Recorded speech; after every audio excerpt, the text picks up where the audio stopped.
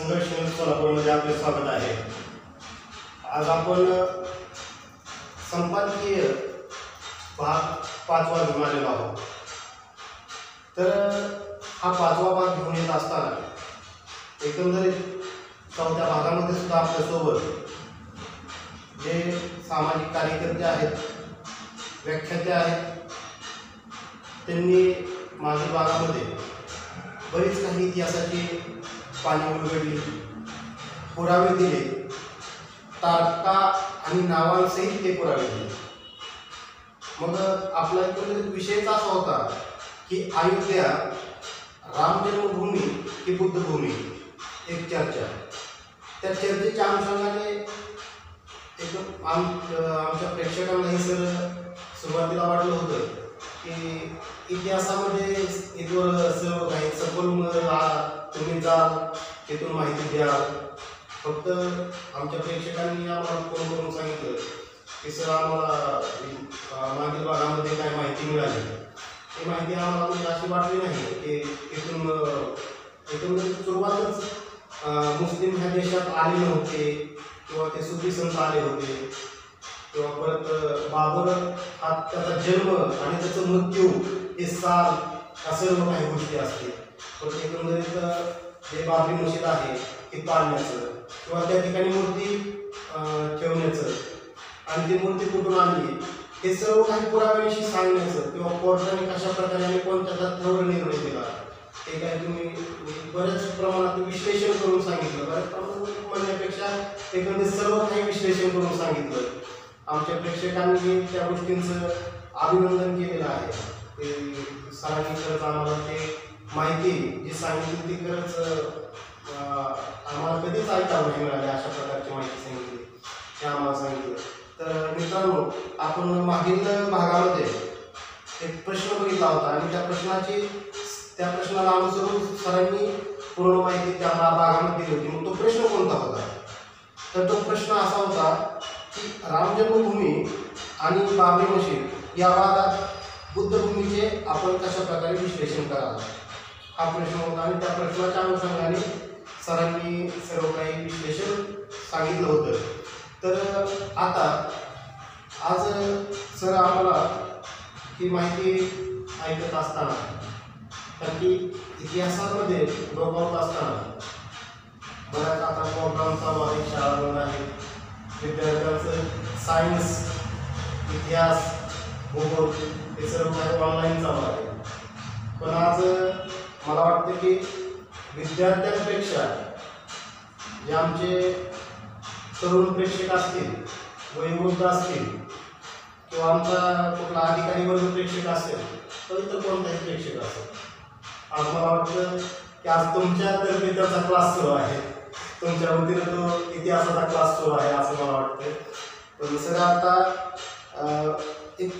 ही माहिती ऐकत असताना मला पुढील प्रश्न विचारावा वाटतो की सर आपण मागील काही महिन्यामध्ये एक सोशल मीडियावर अयोध्या येथील उत्खननाचे, म्हणजे तुम्ही सांगितलं उत्खननामध्ये त्या ठिकाणी काही पुरावे मिळले होते, कोर्टामध्ये ते सादर केले होते। मग कोर्टाने न्याय न देता तो निर्णय दिला की आपण मागील एपिसोडमध्ये सांगितलं। मग तो निर्णय दिला, पण मग ते जे मीडियावर, सोशल मीडियावर फोटो आणि व्हिडिओ व्हायरल झाले होते ते कितपत सत्य होते, आणि जर ते सत्य होते तर मग त्याविषयी आपण आमच्या प्रेक्षकांना कशा प्रकारे माहिती द्यावी? नमस्कार, आपल्याला माहितीच असेल की कोविडचं जे काही संकट आहे ते संकट भारतामध्ये 22 मार्चला साधारणपणे लॉकडाऊनला सुरुवात झाली आणि हळूहळू ते लॉकडाऊन वाढवत नंतर आपण गेलेलं आपल्याला लक्षात येईल। तर नंतरच्या काळामध्ये, अलीकडच्या काळामध्ये ते लॉकडाऊन शिथिल झाले, पण मे महिना असेल किंवा मार्च महिना असेल, एप्रिल महिना असेल, याच्यामध्ये लॉकडाऊन अत्यंत कठोर पद्धतीनं या ठिकाणी होतं ते आपल्याला माहिती आहे। आता लॉकडाऊनमध्ये शिथिल झालं। मग 11 मेला आपला प्रश्न आहे की 11 मेला त्या ठिकाणी अयोध्येमध्ये जी काही वादग्रस्त जागा आहे त्या जागेचं समतलीकरण हा शब्द वापरला. समतलीकरण म्हणजे काय? Ground level. तर ते ग्राउंड लेवल करण्यासाठी त्या ठिकाणचे जे काही अवशेष आहेत ते अवशेष पाडण्यात. आणि हे सगळं करत असताना त्या ठिकाणी काही पुरावे, काही आर्किओलॉजिकल काही गोष्टी त्यांना सापडल्या की ज्या गोष्टी अत्यंत स्पष्टपणे असं सिद्ध करतायत की ते बौद्ध अवशेष त्या ठिकाणी सापडलेले आहेत. मग काय मूर्त्या असतील, काही त्या काळातली भाटी असतील, भाटी पुढे असतील. तर पुरातत्वीय जे विश्लेषक आहेत किंवा जे एक्सपर्ट्स आहेत तर त्यांचं स्पष्ट असं म्हणणं आहे की ते सगळे बौद्ध अवशेष आहेत. मग प्रश्न असा उपस्थित होतो की जर संघ परिवार असं म्हणत असेल की रामाचं मंदिर पाडून त्या ठिकाणी बाबरी मशीद उभा केलेली आहे, तर मग बाबरी मशीद रामाचं मंदिर पाडून जर उभा राहिले असेल तर मग त्या ठिकाणी रामाचे अवशेष निघायला पाहिजे, साहजिक. परंतु तसं न होता त्या ठिकाणी अवशेष कसले मिळत आहेत? त्या ठिकाणी बुद्धांचे अवशेष मिळत आहेत. म्हणजे बघा, जमिनीच्या खाली जे गाडलेलं आहे तर ते निर्जीव आहे असं आपण जर मान्य केलं तर ते निर्जीव खाली गाडलेले जे अवशेष आहेत त्या निर्जीव अवशेषांना जमिनीच्या वर काय राजकारण चाललंय त्याची काय देणं घेणं? ते निर्जीव अवशेष आहेत, ते स्वतःहून वर येत नाही. भारत जर भौगोलिक काही घडामोडी घडल्या, जे भूकंप म्हणूयात, ज्वालामुखी म्हणूयात किंवा फार मोठ्या नॅशनल कॅलॅमिटीज म्हणूयात, असं जर काय घडलं तर ते नैसर्गिकरित्या वर येऊ शकतात. पण जोपर्यंत त्यांना कोणीतरी वर आणत नाही तोपर्यंत त्यांचा वर येण्यामध्ये काही इंटरेस्ट नसतो. मग त्या भौगोलिक वस्तू ज्या वर आल्या, ज्या ऐतिहासिक वस्तू ज्या वर आलेल्या आहेत, ज्या वर निघालेल्या आहेत, त्या समतलीकरण करताना म्हणताना किंवा ग्राउंड लेवल करत असताना म्हणताना, तर त्या ज्या वस्तू वर आलेल्या आहेत त्या सगळ्या बौद्ध अवशेष आहेत. मग हा मुद्दा जो आहे या ठिकाणी की त्या ठिकाणी की मशीद रामाचं मंदिर पाडून उभा राहिलेली आहे, हा मुद्दा त्या ठिकाणी 100% खोटा आहे, चुकीचा आहे. म्हणजे एकंदरीत असं म्हणतात की त्या ठिकाणी जे सोशल मीडियावर फोटो व्हिडिओ बौद्ध अवशेषांचे जे व्हायरल झाले होते ते सत्य आहे, त्याच्यामध्ये तथ्य आहे, ते खरं आहे, त्याच्यामध्ये सत्यता आहे आणि ते पुरावे निघालेले आहेत. आता आणखी एक गंमत अशी आहे की हे जे समतलीकरण जे आहे तथाकथित ते 11 मेला त्यांनी सुरू केलं आणि मीडियासमोर त्याचा जो रिपोर्ट आहे तो जवळजवळ 21 मेला त्यांनी समोर आला. मग किती दिवस कशासाठी लावले हा एक विषय आहे. आणि अनेक लोकांची अशी मागणी होती की ते सगळेच्या सगळे जे तिथं काम चालू आहे ते त्याची शूटिंग व्हावी, ते इन कॅमेरा व्हावं, म्हणजे कोणाचं काय आक्षेप मागण्याचं कारण नाही. परंतु तसं न करता 11 तारखेला ते डिमॉलिश करण्याचं काम केलं आणि जे काही सापडलेले असतील तुटके काही वस्तू असतील किंवा एक लोकांचं समाधान करण्यासाठी काहीतरी डोळे पुसण्यासाठी 21 तारखेला काय पुरावे त्यांनी अवशेष त्या ठिकाणी मीडियासमोर आणले. आता हे सगळं करत असताना मी सुरुवातीला जो उल्लेख केला लॉकडाऊनचा, तर हे सगळंच्या सगळं जे चालू होतं हे लॉकडाऊनच्या काळामध्ये चालू केलं. म्हणजे लॉकडाऊन मध्ये 144 लाख होतं. 144 कलम काय सांगते की तुम्हाला 3 पेक्षा जास्त व्यक्तींना एकत्र येता येत नाही आणि आंदोलन जर करायचं असेल तर मोठ्या प्रमाणावर लोकांना एकत्र यावं लागतं, लोकांना आंदोलनासाठी तयार करावं लागतं. म्हणजे याच्या मागे फार हे ठरवून प्लॅनिंग केलेलं आहे, यामध्ये षडयंत्र आहे, याच्या मागे सुद्धा षडयंत्र आहे. हे सगळं तयार करत असताना, हे सगळं करत असताना मग खरं तर जे भूमिपूजन व्हायला पाहिजे होतं, मगाशी सांगितलं बाबराचा जो मृत्यू आहे तो 26 डिसेंबरचा आहे आणि 26 डिसेंबर दिवशी बाबराच्या मृत्यू दिवशी जर बाबरी मशीद त्याच्या नावानं तयार झालेली पाडली असते तर समजलं असतं. 14 फेब्रुवारी बाबराचा जन्मदिवस आहे, तारीख किती महत्वाची आहे बघा. 14 फेब्रुवारीला बाबरी मशीद पाडली असती तरी समजू शकलो असतो. आता या ठिकाणी राम मंदिराचं भूमिपूजन झाले. मग राम मंदिराचं भूमिपूजन होत असताना एक प्रश्न सामान्य माणसाच्या मनामध्ये तयार होतो. मला मी शेतामध्ये काम करत असताना माझ्याकडे एक अशिक्षित व्यक्ती कामाला आली होती, नेहमी कामाला येणारे आमचे ते संबंधातले आहेत. तर त्यांच्याशी मी चर्चा करत असताना बाबा असं असं आहे, रामाचं मंदिर बांधायला लागले. तर त्यांनी बघा म्हणजे ग्रामीण भागातला अशिक्षित बहुजन समाजातला माणूस असू द्या, मान्य आहे तो धार्मिक असेल, वर्षानुवर्षाचा पगडा आहे, तर त्या आजोबांनी मला एक प्रश्न विचारला, त्याचं उत्तर म्हणजे मी सुद्धा हैराण झालो की शिकलेला माणूस सुद्धा तसा विचार करू शकत नाही. ते आजोबा मला म्हणाले जर भूमिपूजनच करायचं होतं तर रामनवमीला करायला पाहिजे होतं. बरोबर, तर रामनवमीला भूमिपूजन केलं नाही. 5 ऑगस्ट या दिवशी भूमिपूजन केलं, त्या दिवशी रामनवमी आहे आणि इतिहासाच्या कॅलेंडरमध्ये त्या ठिकाणी रामाशी संबंधित काही विशेष अशी घटना त्या ठिकाणी अद्याप आढळून आलेली नाही. म्हणजे हे सगळं करत असताना लॉकडाऊनच्या पार्श्वभूमीवर हे सगळं उठून घ्यायचं. मग मी जाणून बुजून तारीख म्हणेन, तारीख मला मागच्या एपिसोडमध्ये सांगितली तारीख काय इतिहासाची. मग 5 ऑगस्ट हा इतिहासाशी काय संबंध?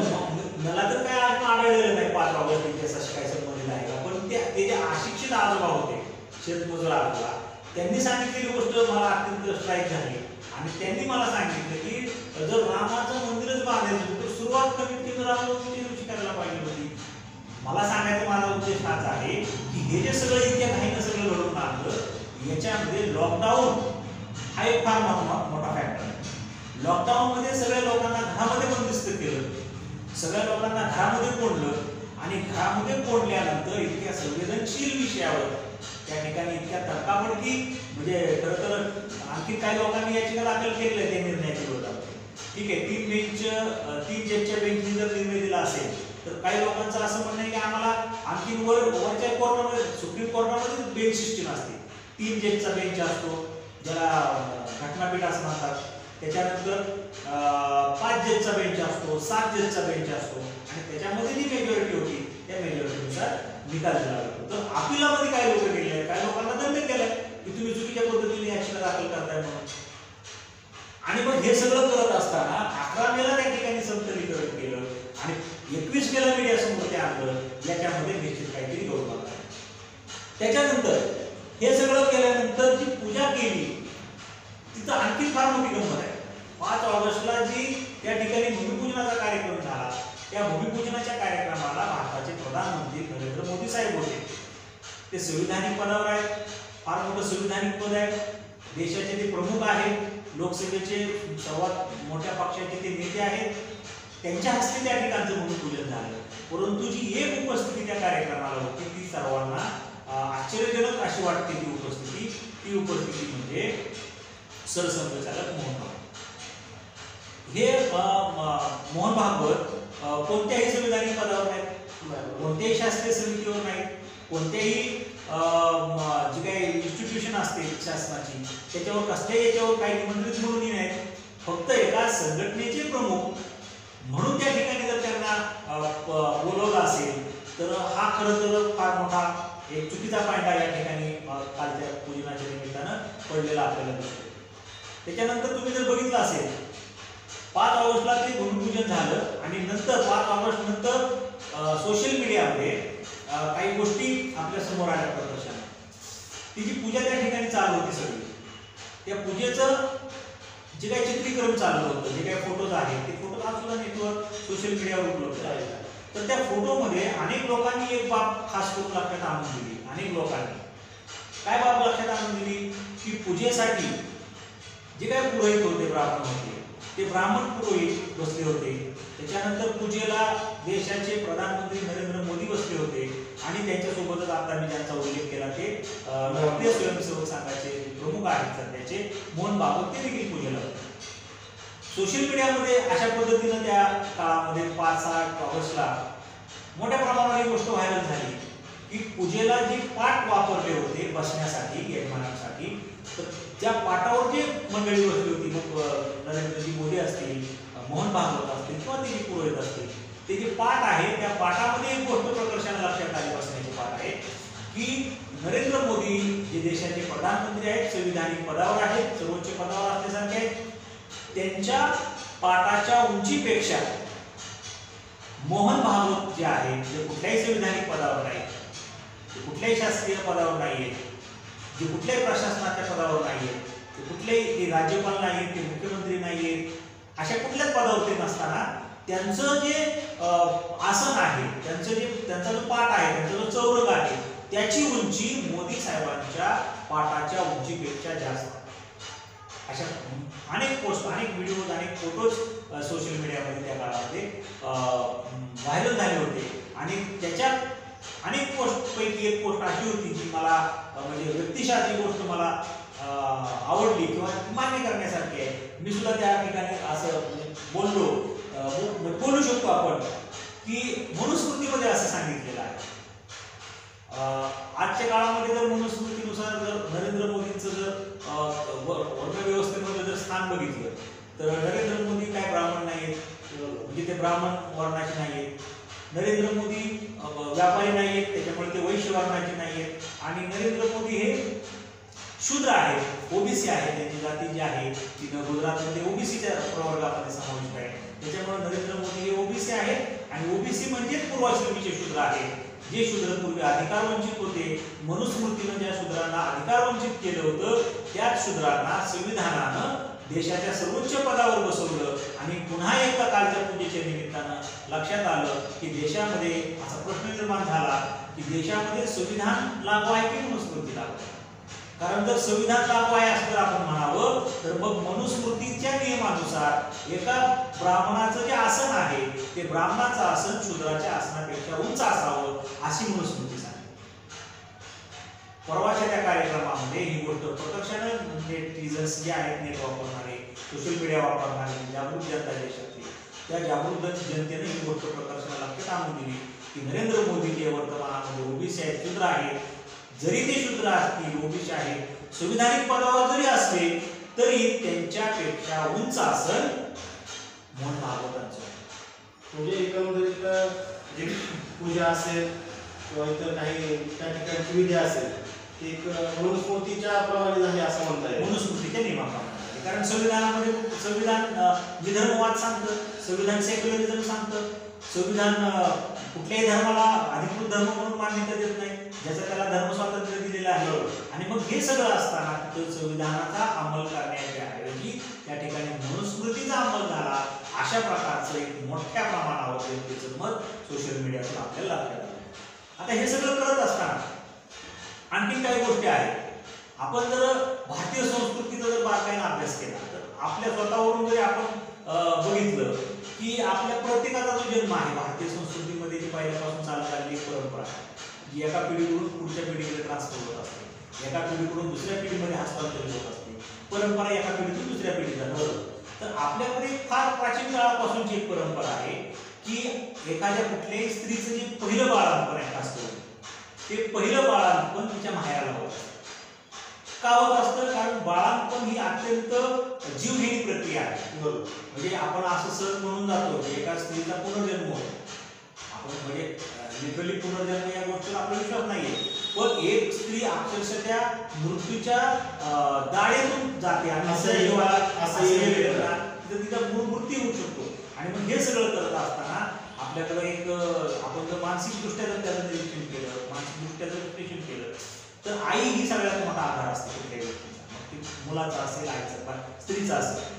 तर ती या अशा कठीण प्रसंगी आपल्याकडे एक परंपरा चालत आलेली आहे. ही फार कठीण प्रक्रिया आहे बाळाला जन्म देण्याची. या प्रक्रियेमध्ये आईसोबत असावी, तिला धीर देण्यासाठी, तिला मानसिकरित्या भक्कम आधार देण्यासाठी म्हणून प्राचीन काळापासून भारतामध्ये ही परंपरा चालत आली आहे, जी आज सुद्धा चालू आहे. आज किती जरी आपण मॉडर्नायझेशन झालं असेल, आज किती जरी आधुनिकीकरण झालं असेल तरी आज पहिलं बाळंतपण एखाद्या मुलीचं तिच्या आईच्या घरी होतं. मग हा जर निकष या ठिकाणी लावला राम जन्मभूमीला, आपण बघू शकतो इतिहासामध्ये बुद्धाचा जन्म आई लुंबिनीकडे जात असताना, आई त्या ठिकाणी आईच्या घरी जात असताना, बुद्धांची जी आई आहे महामाया ती तिकडे घरी जात असताना प्रवासाच्या दरम्यान बुद्धांचा जन्म आहे. म्हणजे प्रवासाच्या दरम्यान जर बुद्धांचा जन्म झाला नसता तर निश्चितपणे घरी गेल्यावर झालाच असता. ज्याला प्रीमॅच्युअर डिलिव्हरी आपण म्हणतो ती वेळेच्या आधी सुद्धा होऊ शकते. सायन्समध्ये ती गोष्ट शक्य आहे. मग हा एक प्रश्न या ठिकाणी या निमित्ताने उपस्थित होतो की अयोध्या जी भूमी आहे ती अयोध्या भूमी जी आहे ही प्रभू रामचंद्र जी आहे पात्र त्या प्रभू रामचंद्रांच्या आईची भूमी नाही, ती वडिलांचं ठिकाण आहे. मग ह्या परंपरेचा निकष जर प्रभू रामचंद्रांना लावला तर मग तो निकष त्या ठिकाणी पूर्ण होत नाही. म्हणजे भारतीय परंपरेचं पालन या ठिकाणी झालेलं दिसून येत नाही.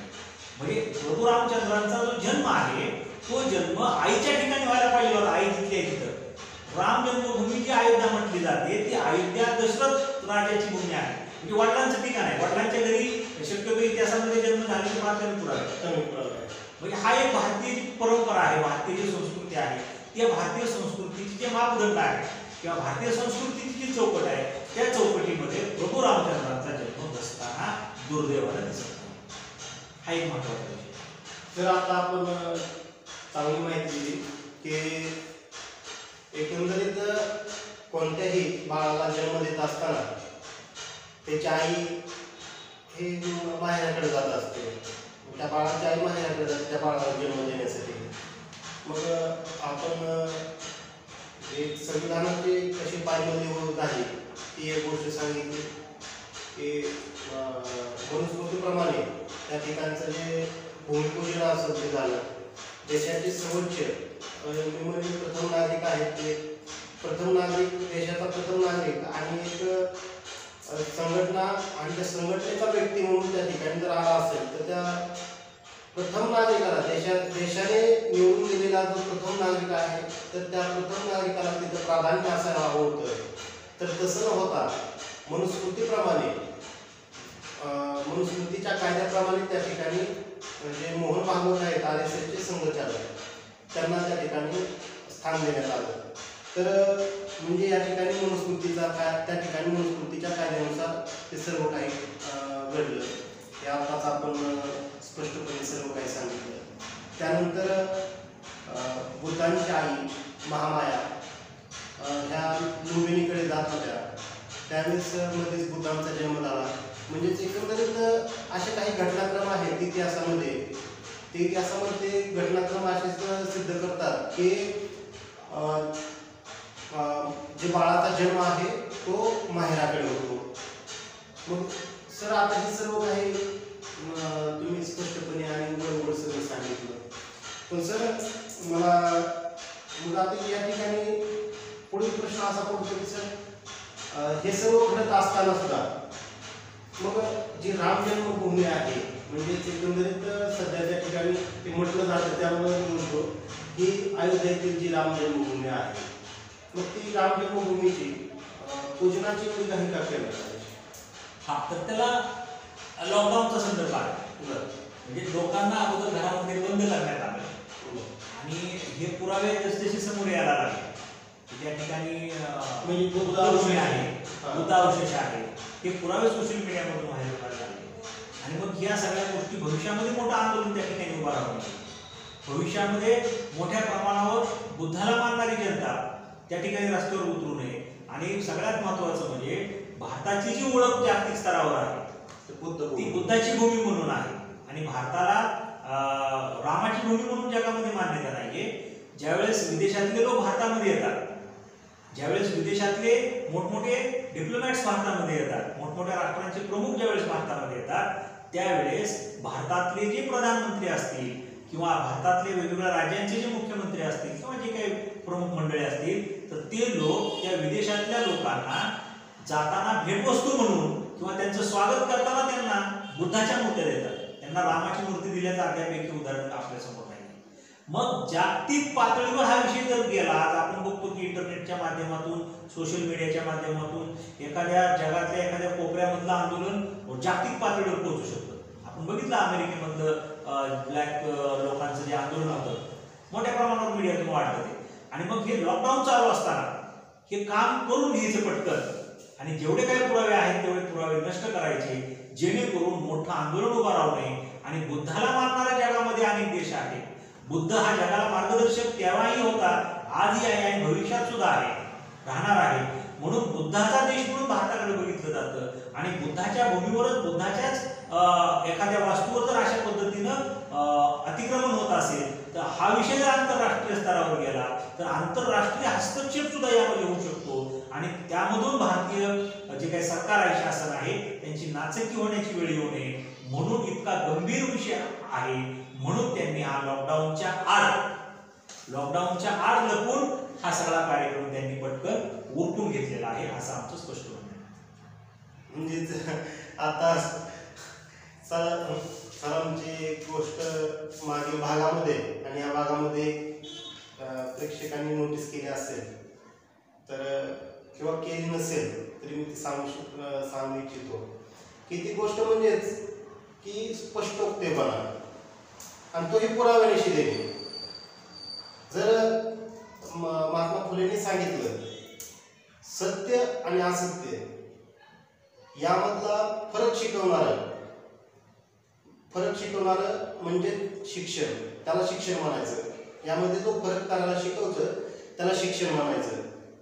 तर मला वाटतं की खऱ्या अर्थाने पुराव्याविषयी आणि स्पष्टपणे सत्य आणि असत्याची बाजू मांडणारे आज सर या ठिकाणी आपल्यासोबत उपस्थित आहेत. सरांनी ही घाईघाई केली की भूमिपूजनाची याविषयी त्यांनी त्यांचं स्पष्टपणे मत मांडलेलं आहे. तसं आता आपण जसं जसं आता याची माहिती घेत आहोत तर ही माहिती घेत असताना मला एकंदरीत आता मागील भागामध्ये काही प्रश्नांची उत्तरं आपण पाहिली.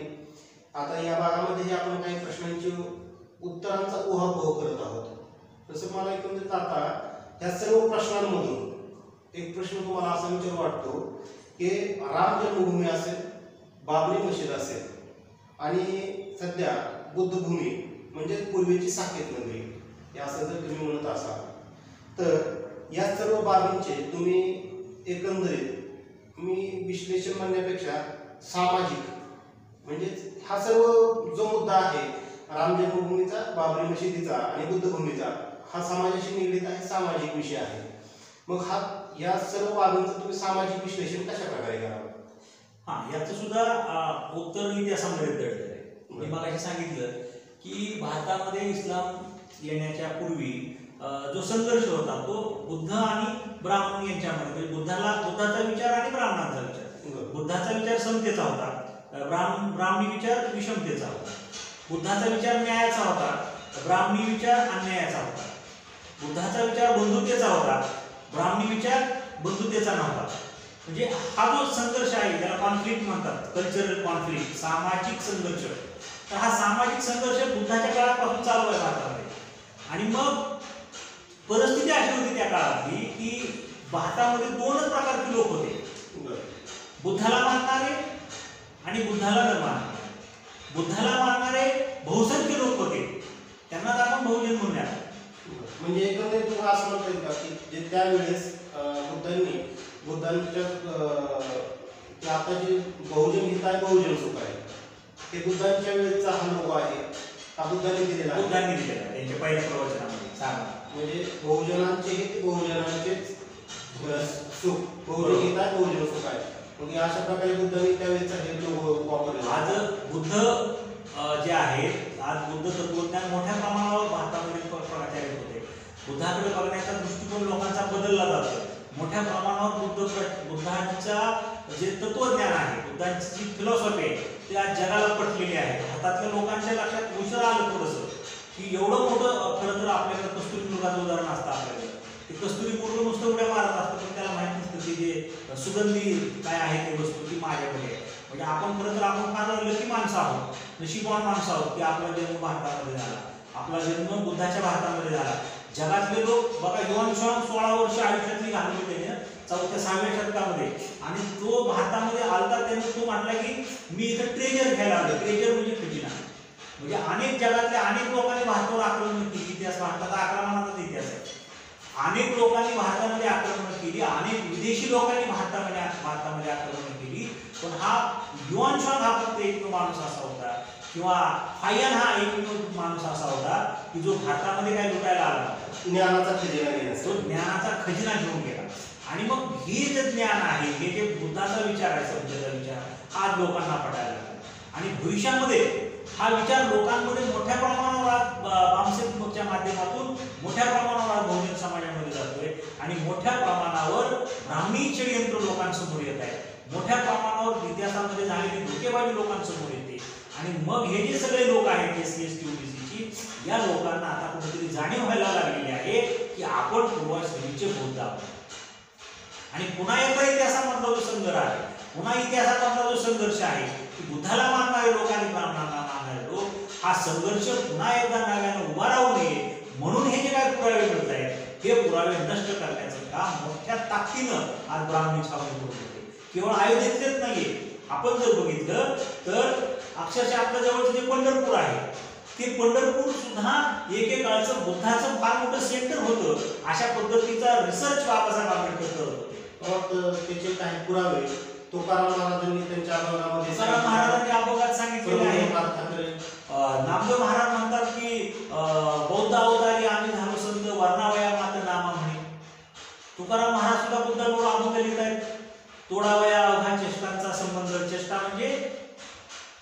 ब्राह्मण तोडावया अवघा चेष्टांचा संबंध शुद्धा भाषी शुद्ध बुद्ध भाष. तुकाराम महाराजांच्या अभंगामध्ये बुद्ध सांगतात. पुंडरीक हा शब्द पाली भाषेत नाही, बुद्धासाठी वापरलेला शब्द आहे. म्हणजे पंढरपूरचं विठ्ठल मंदिर ज्याला म्हणतो आपण, बघा ब्राह्मणी व्यवस्थेतले सगळे जे देव आहेत आता कधी ते प्रत्येक देवाच्या हातामध्ये काही ना काहीतरी शस्त्र आहे. प्रत्येकाच्या हातामध्ये शस्त्र झाले. देव नॉर्मल म्हणजे ज्या पद्धतीने पांडुरंग आहे 2 हाताचा 2 पायाचा, त्या पद्धतीने ब्राह्मणी देव नाहीत, वेगवेगळ्या पद्धतीने दाखवले जातात. त्याच्यानंतर इतकंच नाहीये तर दक्षिणेमधले जे बालाजीचं फार मोठं तीर्थस्थान आहे ज्याला देवस्थान आपण म्हणतो, तिथली जी एक परंपरा जर आपण पाहिली तिथं केश अर्पण करण्याची परंपरा आहे. तर बुद्धिझम मध्ये एखाद्याला जर श्रामणेर व्हायचं असेल, एखाद्याला जर भिक्खू व्हायचं असेल, ही बुद्धिझम मधली पद्धत आहे, बुद्धिझम मधली रिच्युअल आहे, बुद्धिझम मधली परंपरा आहे की एखाद्याला जर चिवड धारण करायचं असेल, एखाद्याला जर श्रामणेर व्हायचं असेल, एखाद्याला जर भिक्खू बंद व्हायचं असेल तर त्याला त्याचं केश अर्पण करावे लागतात. म्हणजे केस दान करण्याची, केश रोपण करण्याची जी पद्धत आहे ती बुद्धिझम मध्ये. त्याच्यानंतर एवढंच नाहीये तर केरळमधलं जे पद्मनाभ मंदिर आहे त्या पद्मनाभ मंदिर मधला जो पद्म शब्द आहे तो पद्म शब्द पाली भाषेतला आहे आणि ते बुद्धाचं वर्णन करण्यासाठी वापरलं आहे. म्हणजे अशा पद्धतीनं मथुरेचे उदाहरण आपल्याला देता येईल. युआन शॉंगनं असं सांगितलं की मथुरा जे आहे ते श्रीकृष्ण भूमी असं म्हणतात की मथुरेमध्ये, तो युआन शॉंग म्हणतो की मी ज्यावेळेस त्या ठिकाणी मथुरेमध्ये गेलो त्या ठिकाणी सम्राट अशोकाचे जे गुरु होते त्यांचं नाव होतं भक्ती उपगुप्त. त्या भक्ती उपगुप्त त्या ठिकाणी त्यांचं निवासस्थान होतं किंवा ते त्या ठिकाणी होते मथुरेमध्ये. आणि त्या मथुरेमध्ये त्या काळात युआन शॉंग प्रवास वर्णनामध्ये लिहितो, जर्नी टू द वेस्ट मध्ये लिहितो की मी त्या ठिकाणी 3000 भिक्खू त्या ठिकाणी मी स्वतः पाहिला. म्हणजे हा जो इतिहास आहे सगळा भारतामध्ये सर्व लिखित आहे, सर्व लिखित उपलब्ध आहे. त्याचं अनेक जगातल्या भाषांमध्ये भाषांतर झाले आणि ते ऑथेंटिक पुरावा म्हणून ते राहिले जातात. इतका जुना पुरावा जो आहे तो पुरावा म्हणून राहिला जाते. म्हणजे भारतात थोडक्यात सांगायचं झालं तर भारतामध्ये तुम्ही कुठेही खोदा तुम्हाला जमिनीच्या खाली फक्त आणि फक्त बुद्धच दिसेल. आणि इथून पुढे सुद्धा भारताला मागची जी ओळख आहे ती बुद्धाचीच ओळख आहे. जगामध्ये ज्यावेळेस विद्यापीठं नव्हती, जगामध्ये ज्यावेळेस अंगणवाडीचा शोध लागला नव्हता त्यावेळेस भारतामध्ये विद्यापीठ, जगामध्ये ज्यावेळेस कपडे घालायचा शोध लागला नव्हता, लोक जंगली अवस्थेत होते, गुहेमध्ये राहत होते, त्यावेळेस भारतामध्ये मोहेंजोदडो आणि हडप्पासारखी अत्यंत प्रगत अशी, अत्यंत ॲडव्हान्स अशी नागरिक संस्कृती. हा प्रचंड गौरवशाली भारताचा इतिहास आहे. आणि खऱ्या अर्थानं भारताचा इतिहास जर आपल्याला जपायचा असेल तर आपल्याला हे जे भारतभूमीवर हे जे बुद्धिस्ट बौद्ध स्थळांमध्ये आक्रमण झालेलं आहे मोठ्या प्रमाणावर, आपण जर लेण्याद्रीला बघितलं आपण तालुक्यामध्ये तर लेण्याद्रीमध्ये सुद्धा मोठ्या प्रमाणावर लेणे आहेत, तिथं सुद्धा मोठ्या प्रमाणावर अतिक्रमण केलेलं आहे. त्याच्यानंतर शिवरायांचा ज्या ठिकाणी जन्म झाला शिवनेरी किल्ल्यावर, तर शिवनेरी किल्ल्यावर तिथं आज सुद्धा तिथं गुफा आहे, आज सुद्धा बौद्ध लेण्या त्या ठिकाणी आहेत. म्हणजे हा जो सगळा विषय आहे हा व्यापक विषय आहे. आणि या विषयाच्या अनुषंगानं जेवढी काही शक्य होईल तेवढी माहिती या ठिकाणी मी देण्याचा प्रयत्न केला. एक बेसिक गोष्ट या ठिकाणी सांगायची राहून गेली बोलता बोलता की भारतामध्ये जो बुद्धिझमचा पराभव झाला तो बुद्धिझमचा पराभव हा काही विचाराच्या आधारावर झाला. आपण बघितलं बुद्धांच्या कथली झाल्या पुष्यमित्र शृंगाच्या पुष्यमित्र शृंगाच्या प्रकरणानंतर बौद्धांच्या कथली झाल्या. म्हणजे वैचारिक पातळीवर बौद्धांना पराभव करणं ब्राह्मणी व्यवस्थेला शक्य नव्हतं. म्हणून भारतामध्ये बुद्धिझमचा जो पराभव झालेला आहे तो हिंसेच्या आधारावर आहे. आणि हिंसेच्या आधारावर बुद्धिझमचा पराभव करण्यासाठी स्वतः शंकराचार्याला मैदानात उतरावं लागलं. 7व्या शतकामध्ये स्वतः शंकराचार्यांनी बुद्धदेवावर हल्ला केला होता. म्हणजे इतका भयंकर बुद्धिझमचा तिटकार ब्राह्मणी व्यवस्थेला आहे. म्हणजे ब्राह्मणी व्यवस्थेचं जे पतन आहे, ब्राह्मणी व्यवस्थेचा पराभव करण्याची ताकद जर कोणामध्ये असेल तर बुद्धांच्या विचारामध्ये आहे.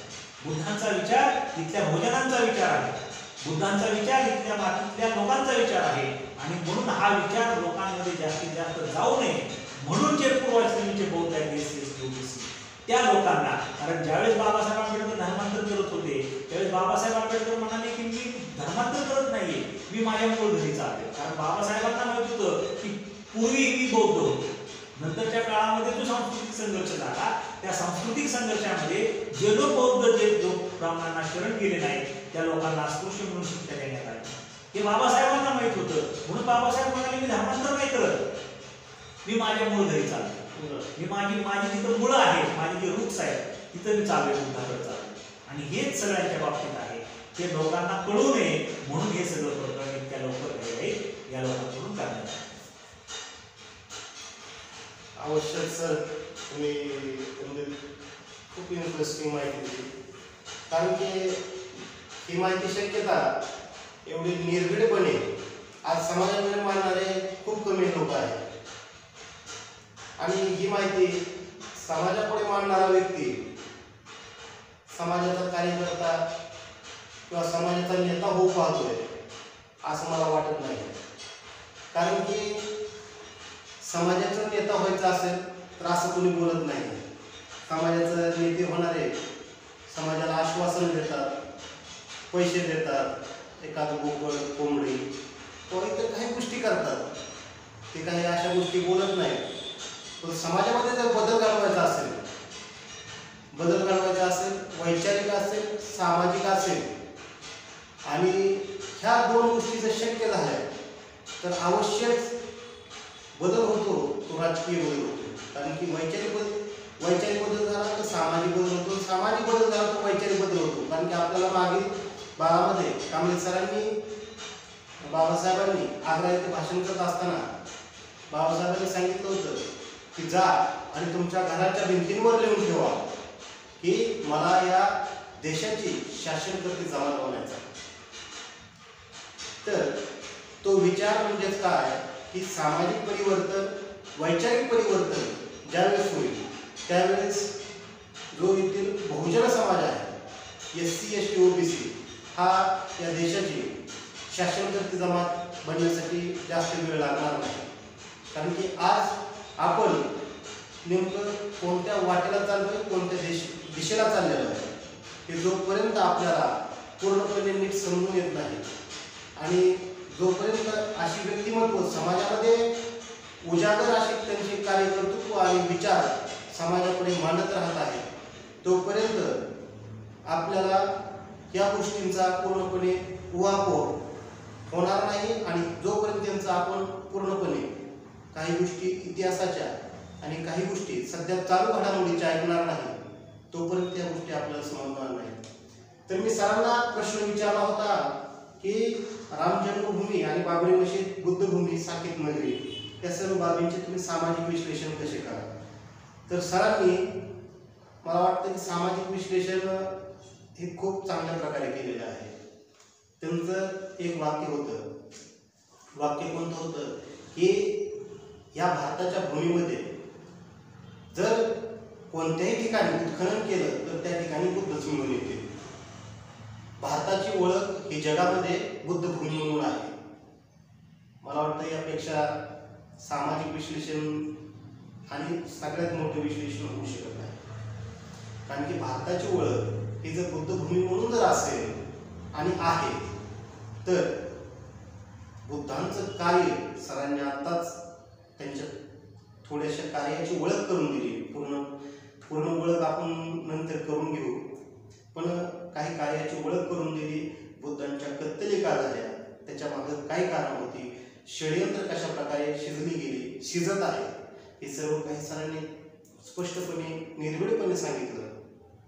तर सामाजिक विश्लेषण हे त्यांनी मला वाटतं तरी एक चांगल्या प्रकारे केलेलं आहे. तर आमच्या प्रेक्षकांना तुम्ही या 5व्या भागामध्ये खूपच अत्यंत आणि चांगली माहिती दिली, एक विचार करायला लावणारी माहिती दिली.